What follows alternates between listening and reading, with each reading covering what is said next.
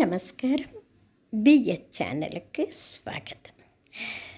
వినా వెంకటేశం ననాథో ననాథో సదా వెంకటేశం స్మరామి స్మరామి.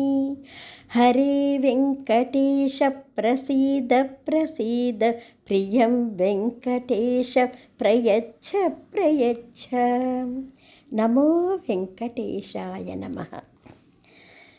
గోవింద గోవింద.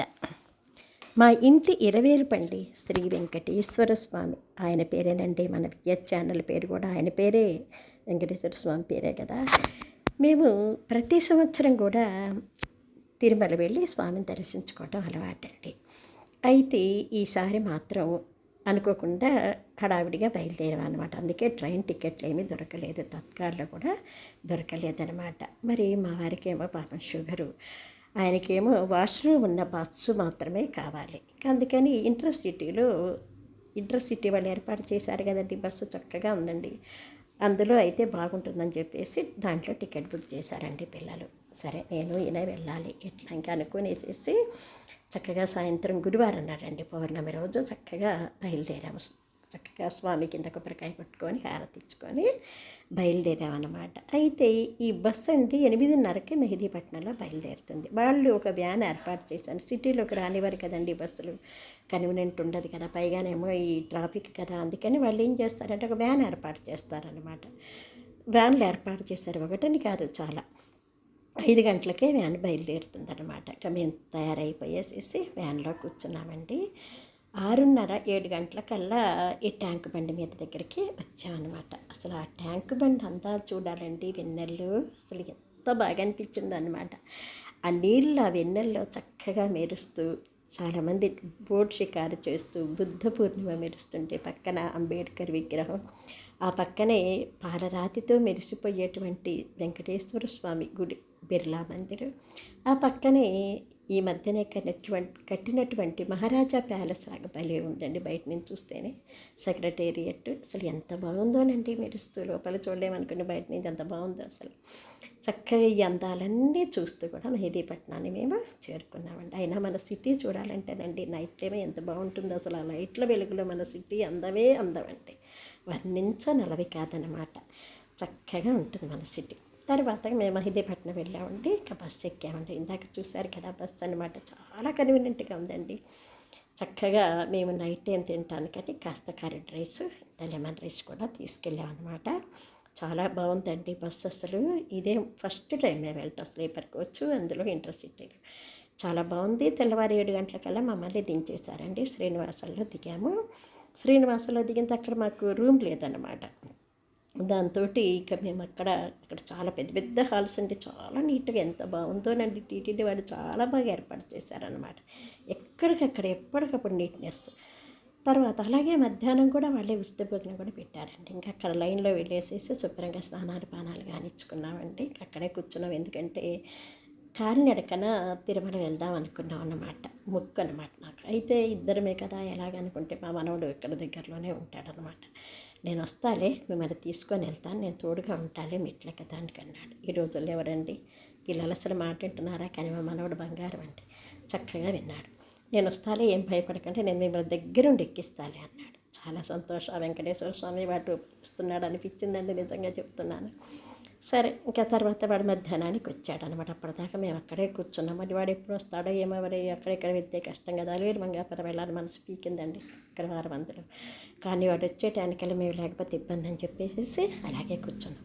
తర్వాత వాడు వచ్చిన తర్వాత టీటీడీ వాళ్ళు ఏర్పాటు చేసినటువంటి ఫ్రీ మీల్స్ అక్కడే ఉచిత భోజనం తీసేసి, తర్వాత భూదేవి కాంప్లెక్స్లో మనకి అలిపిరి వైపు వెళ్ళే వాళ్ళకి, ఇటు శ్రీవారి మెట్టి వైపు వెళ్ళే వాళ్ళకి టోకెన్లు ఇస్తున్నారు అనమాట. ఆ టోకెన్లు తీసుకుంటేనే మాత్రమే మనకి చక్కగా త్వరగా దర్శనం అవుతుందండి. లేకపోతే మాకు 24 గంటలు 26 గంటలు అనమాట.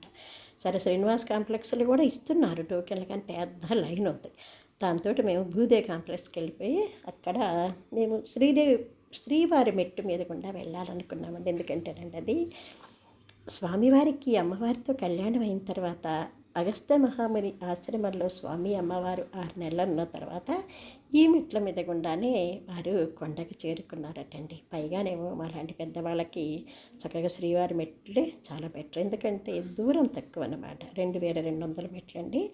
పైగానేమో ఎక్కువ దూరం లేదు, మెట్లు మాత్రమే ఉంటుంది, సౌకర్యంగా ఉంటుందని చెప్పడంతో మేము దాన్ని ఎంచుకున్నాం అనమాట. ఇంకా తర్వాత మేము శ్రీవారి మెట్టు మీద గుండా వెళ్దామని చెప్పేసి టోకెన్లు వేసేసుకొని ఇక నైట్ పైకి వెళ్ళిపోయినాం. కొండ మీద మేము రూమ్ బుక్ చేసుకున్నాం కదా, అక్కడ రూమ్లోకి వెళ్ళిపోయేసి రెస్ట్ తీసుకున్నాక మా వారు నేను నడవలేనంటే తెల్లవారుజామున నేను మా మనవడు కలిసి మళ్ళీ బస్సులో కిందకు వచ్చేసి తిరుపతి రాగానే శ్రీవారి మెట్టు దగ్గరికి వెళ్ళారని మామూలుగా అలిపిరి అయితేనేమోనండి తిరుపతిలోనే ఉంటుంది, మరి బస్సు ఎక్కుతాం కదా యువతల పక్కన అలిపిరి మీద మెట్లు ఉంటాయన్నమాట. కానీ మేము శ్రీవారి మెట్టు అనుకున్నాం కదండి, అందుకోసం అని చెప్పేసి మరి శ్రీవారి మెట్లు చాలా దూరం ఉంటాయని చెప్పి అనేసి 500 అడిగాడండి ఆటోవాడు. పైగా అక్కడ ఏం దొరకవనంగానే సరే ఎందుకైనా మంచి అని చెప్పేసి కొద్దిగా టిఫిన్ చేసేసుకొని. ఇంత వివరంగా ఎందుకు చెప్తున్నానంటేనండి, చాలామంది తిరుపతి వెళ్ళాలనుకుంటారు కదా, చాలా విషయాలు తెలియకనమాట కొంచెం ఇబ్బంది పడుతుంటారు, అందుకని వివరంగా చెప్తున్నానండి. తప్పనిసరిగా టోకెన్లు తీసుకున్న వాళ్ళకి మాత్రమే త్వరగా దర్శనం అవుతుందండి. భూదేవి కాంప్లెక్స్లో కానీ శ్రీనివాసులో కానీ టోకెన్లు తీసుకొని వెళ్ళాలి, లేకుంటే చాలా టైం కూర్చోవలసి ఉంటుంది. కాబట్టి టోకెన్లు తీసుకోండి. ఇంకోటి శ్రీవారి మెట్టు అయితేనే మనకి చాలా కన్వీనియంట్గా ఉంటుంది, తక్కువ దూరం అన్నమాట. సరే అని చెప్పేసి నేను మా మనవాడు చక్కగా ఇంత టిఫిన్ చేసేసుకొని ఇద్దరం ఇంకా బయలుదేరాం అన్నమాట. ఆటోలో బయలుదేరి వెళ్ళామండి. ఇది ఎక్కడంటేనండి శ్రీవారి మెట్లు శ్రీనివాస మంగాపురం మీద గుండా ఇంకా లోపలికి వెళ్ళాలన్నమాట. అక్కడ మనకి ఏమీ దొరకవండి, అందుకనే తిరుపతిలోనే ఇంత తింటాం కానీ లేదంత ప్యాక్ చేసుకొని తీసుకెళ్ళటం మాత్రం చాలా బెటర్ అనమాట. హోటల్ కానీ ఏమీ ఉండవు, అలిపిరి వైపు అయితే ఉంటాయట, చాలా దూరం మరి చూసుకోండి నడవాలంటే. ఇంకోటి మేము ఇక శ్రీవారి మెట్టు దగ్గరికి వెళ్ళామండి. వెళ్ళేసేసి నిన్న మనం కూడా చక్కగా, కానీ నిజంగానండి 500 రూపాయలు వాళ్ళకి ఇచ్చిన తక్కువ లేదండి ఆటో వాళ్ళకి, ఎందుకంటే పాప అంత దూరం వాళ్ళు మళ్ళీ తర్వాత ఖాళీ ఆటోలో వెళ్ళిపోవాల్సిందే అనమాట. న్యాయమే అనిపించింది వాళ్ళు అడిగింది. తర్వాత మేము దిగేసేసి అక్కడ 3 నామాలు ఉంటాయండి, అక్కడ చక్కగా కొబ్బరికాయ కొట్టుకొని దీపారాధన చేసుకొని హారతి ఇచ్చుకొని తులసి మాలలు వేసేసి చక్కగా ఒక్కొక్క మెట్టుకు పసుపు రాసి బొట్టు పెట్టుకుంటే ఇన్నని అనుకోలేదండి. నా శక్తి అనుసారం పెడతా స్వామి అని అనుకున్నాను. నా మనవడు ఆ స్వామి నా మనవడు రూపాయలు వచ్చినట్టు నా చేయి పట్టుకొని మెల్లగా నడిపిస్తూ కొండెక్కిచ్చారండి. చక్కగా మనం 10 అడుగులు వేయంగానే 20 మెట్లు ఎక్కడ వెంకటేశ్వర గుడి ఉంటుందండి. అక్కడ స్వామికి నీదే భారం నాయన పెద్దదాన్ని ఎలా ఎక్కుతానో ఏమో నువ్వే చెయ్యొద్దనియ్యాలని చెప్పి మనసారి దండం పెట్టుకొని ఎక్కడం మొదలుపెట్టామండి.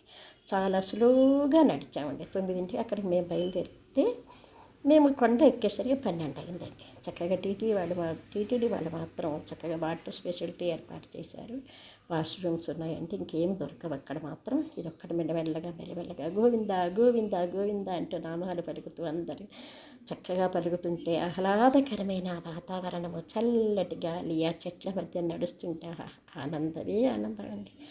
ఎలా ఎక్కుతాండా భగవంతుడా అనుకున్నాను, కానీ ఎక్కిచ్చాడండి స్వామి. తర్వాత కొండ మీదకి వెళ్ళంగానే మాత్రం మనకి అక్కడ కొంచెం ఫ్రూట్ జ్యూస్ కాఫీలు అవి దొరుకుతాయండి. ఎక్కడికి వెళ్తామంటే మనం వంటిది మరి 300 రూపాయల టికెట్ తీసుకొని లైన్ ఉంటుంది చూసారా, ఆ లైన్ దగ్గరికి వెళ్తాం అనమాట. అక్కడి నుంచి ఇంకా జీబులో మేమిద్దరం కూడా నేను నా మనవడు చక్కగా మళ్ళీ జీబులో రూమ్కి వచ్చేసి తర్వాత తల్లీలాలు అవన్నీ సమర్పించుకొని సాయంత్రం 5 గంటలకు స్నానాలు పానాలు చేసుకొని పెద్దగా రెస్ట్ తీసుకోవడం అంత అవసరం రాలేదు రండి. అంత అలసటేం అనిపించలేదు నాకు కూడా. ఎంత భయపడ్డారో మా పిల్లలు అంత భయపెట్టేస్తారని ఎక్కలేమని, కానీ ఆ స్వామి అనుగ్రహం వల్ల ఎక్కగలిగామండి. నా మనవడు పుణ్యం అనమాట ఇదంతా కూడా, వాడు చేయబట్టి నడిపించాడు చక్కగా. ఈ రోజుల్లో ఎవరంటే చక్కగా ఇట్లా చేసేది పిల్లలు, వాడు బంగారం. తర్వాత తీసుకొని వెళ్ళాడండి. తర్వాత మేము 5 గంటలకు వెళ్ళి లైన్లో నిలబడ్డామండి. రాత్రి 12 గంటలకల్లా దర్శనం అయిందనమాట. మరీ చెప్తున్నానండి, టోకెన్లు ఉంటేనే మాత్రమే మనకి లోపలికి ఎంట్రీ ఉందండి, లేకుంటే సర్వదర్శనానికి వెళ్తే మాత్రం 24 గంటలు 26 గంటలు నిలబడాల్సి వస్తుంది. కాబట్టి టోకెన్లు తీసుకొని పైకి వెళ్ళండి. అందరు కూడా మరీ చెప్తున్నాను, ఎవ్వరు కూడా తిరుమల వెళ్ళి ఇబ్బంది పడద్దండి. చక్కగా వెంగమాంబ సత్రంలో మనకి చక్కగా భోజనం ఉంటుందండి. కొద్దిగా ఓపికగా నిలబడాలి, అక్కడ చక్కగా భోజనం పెడతారు. బయట ఫుడ్ అంతా కంటే కూడా వెంగమాంబ సత్రంలో తింటాం మాత్రం చాలా బాగుంటుంది. స్వామి అనుగ్రహం వల్ల చక్కగా దర్శనం అయిందండి. ఇంకా తర్వాత మేము ట్రైన్ బుక్ చేసుకున్నాము. మా మనవడు చక్కగా దగ్గరుండి మమ్మల్ని ట్రైన్ ఎక్కించి తర్వాత వాడు వెళ్ళాడనమాట. అక్కడి నుంచి మేము క్షేమంగా హైదరాబాద్ వచ్చేసామండి. ఇది మా యొక్క తిరుపతి ప్రయాణం. తిరుపతి ఎవరు వెళ్ళాలనుకున్నా సరేనండి, ముందుగా ప్లాన్ చేసుకొని వెళ్ళండి. అందరికీ కూడా శ్రీనివాసుని యొక్క కృపా కటాక్ష వీక్షణాలు లభించాలని మనసారా కోరుకుంటున్నాను.